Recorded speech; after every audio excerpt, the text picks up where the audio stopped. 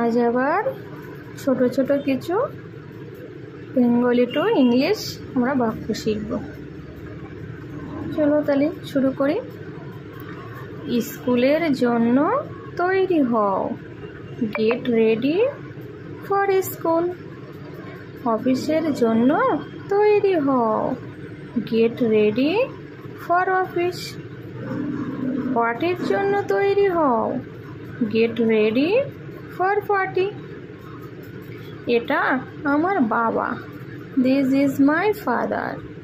এটা কেনের পোষা কুকুর, this is Ken pet dog. এটা আমার cycle, this is my bicycle.